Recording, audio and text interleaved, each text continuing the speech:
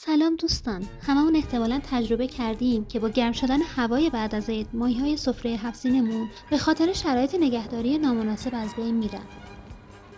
این شد که زدیم به راه و تصمیم گرفتیم ماهی عیدمون رو به طبیعت برگردونیم. با من بیایید تا خونه جدید ماهیمون رو بهتون نشون بدم.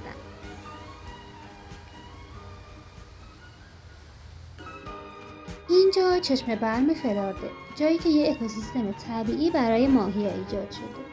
چه ماهی‌هایی که مال خود چشمه هستن و چه ماهی‌هایی که مردم با خودشون به اینجا آوردن. اگه از این ویدیو خوشت اومد کانالمو سابسکرایب کن تا ویدیوهای بعدیمو از دست ندی. با کلی دلتنگی از این کوچولوهای خوشگل نوروزیمون خداحافظی کردیم.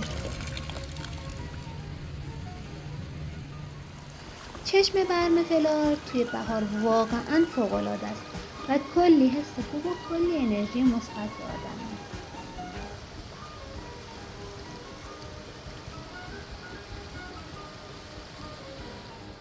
این ماهی کوچولوی زبلم که از محیط جدیدش کلی خوشش اومده بود و برای آوردنش به اینجا اینجوری ازمون تشکر کرد. امیدوارم ویدیو امروز رو دوست داشته باشی. اگه دوستش داشتی لایک کن و نظرتو تو کامنت بهم بگو.